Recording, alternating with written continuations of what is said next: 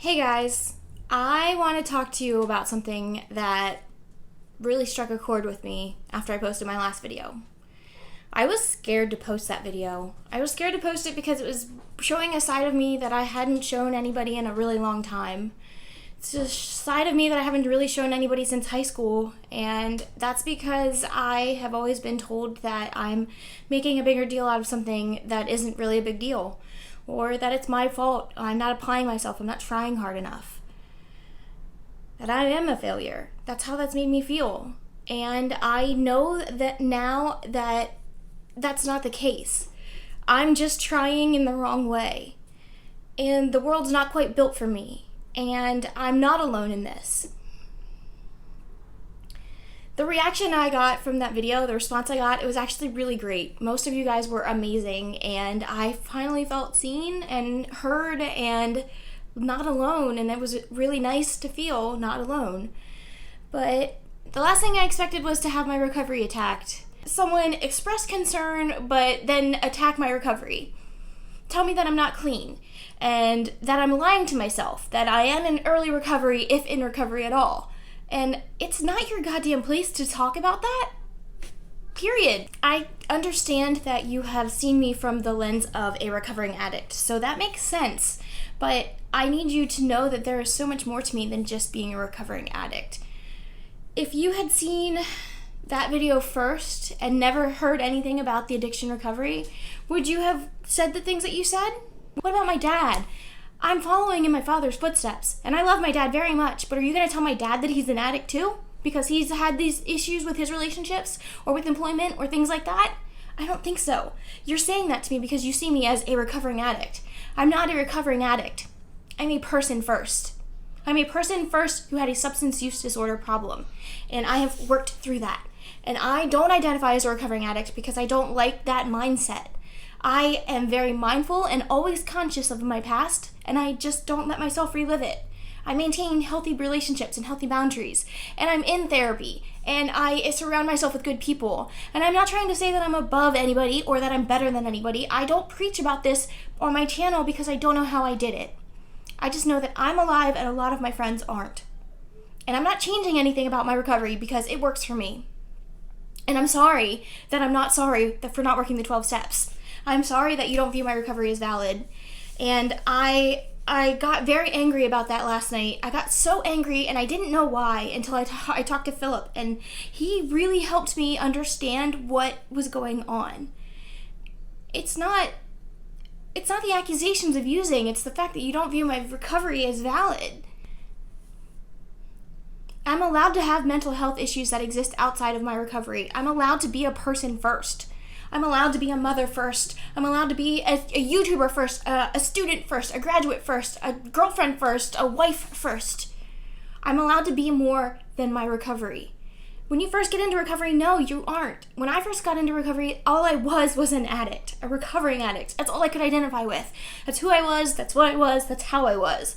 And I didn't know anything else about myself. I didn't know who I was as a person. I didn't know what my values were. I didn't know what my skills were. I didn't know what my hobbies were. But I know that stuff now. And I believe that some people might be stuck in a mindset that is a little bit too stagnant for me. And I was very angry last night. I sat down and filmed a whole video that was just like, fuck you, fuck you, fuck you, you're cool, fuck you, I'm out. And I don't really want to be out. I love YouTube, and I'm still a little angry that I let you have that much power over me, but I'm very grateful that I was grounded enough by Philip to remember why I'm doing this. I'm doing this to show my vulnerable side, and in doing so, I need to be prepared for people to do this kind of stuff. So, I don't really have anything else to add to that. I did want to talk about the doctor shopping or the diagnosis shopping and my GP. Your general practitioner, your family doctor, is not qualified to diagnose your mental health, period. They can prescribe medication at the recommendation of a psychologist, but you should go to a psychiatrist or a psychologist to be diagnosed. Your psychologist can't prescribe medicine, which is why your doctor has to do it. They have to work together. I ate Pez earlier, I saw my blue tongue. So your doctor can't diagnose you. They shouldn't. They might be able to, but like they really shouldn't. They don't know enough about you. Have they seen you in enough situations? Have they evaluated you? Have they really gotten to the core of your issues? I don't think so. I mean, my general practitioner and I see each other for 3 minutes every 3 months, where I come in, he asks me how my medication's been doing. I tell him, oh, it's doing fine. I have this going on in my life. If I even get that out, he didn't know where I worked. He didn't know who I was working for. He didn't know what my position was, where I was at, what I went to school for, how long I've been in school, none of that stuff.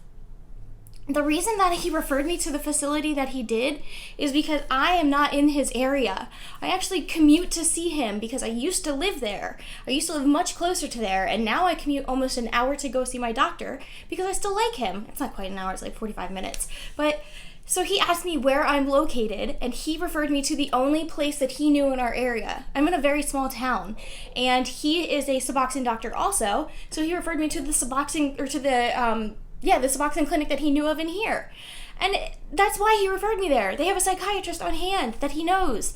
It's nothing deeper than that, I swear. But I can understand how you would assume that based off my one comment, but that's the thing. It was one comment that I made. I made a 23-minute video talking about my problems, and you latched onto one comment about how your doctor wasn't being dismissive. I can tell you that. Like, no, you can't. You weren't there. You don't know the guy. You don't know me. None of you know me. I'm sorry if that hurts, but none of you do know me. And I wasn't really trying to say that I'm autistic specifically. I was trying to label it in a way that made sense. The diagnosis is really just a label, and a label is really just a construct to group a pattern of behaviors together. I have thought very, very hard about this, and it's not something I just like spring of the moment thought about, recorded, and put on the internet. Like I've held on to this for a while, and I've thought over this for a while.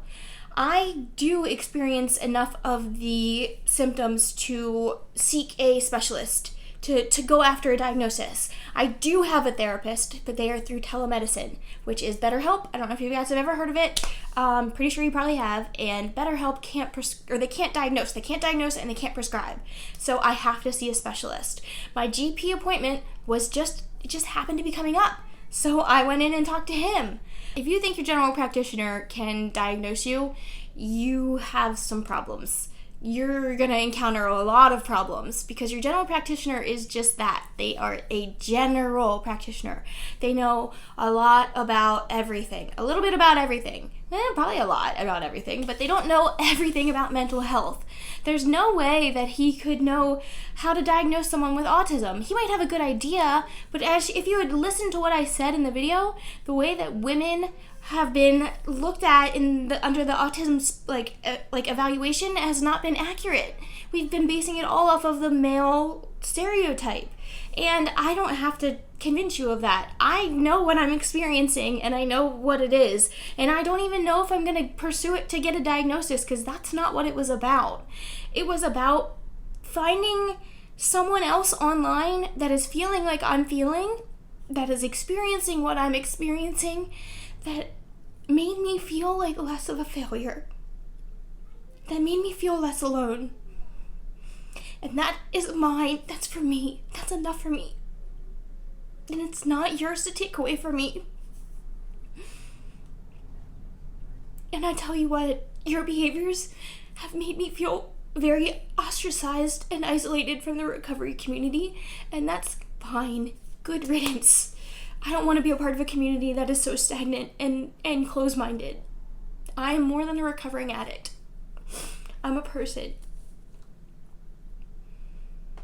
And I'm struggling, and for you to kick me when I'm down and tell me that it's not actually mental health, that this isn't something I've dealt with my entire fucking life, that this isn't something I've dealt with since high school or sooner.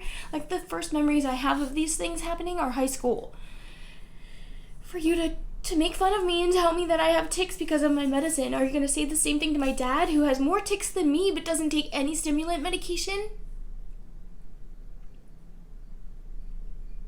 Are you going to say the same thing to my sister? She doesn't take the same medicine as me. No. You're only going to do that to me because you only view me as an addict. And I don't want to live in a world like that. I'm not going to be part of that community.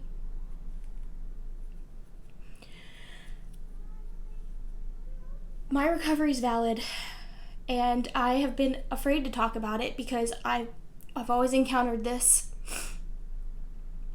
Whenever I talk about taking Adderall, people will always make comments that my medicine's causing this, or my medicine means this, or this, or this, or this. And that's fine. You can say those things. You can talk about me. That's fine. I don't have to participate. So, thanks for showing me who my real friends are. Thanks for showing me the people worth being friends with. That's all I have in tonight's video, guys. Bye.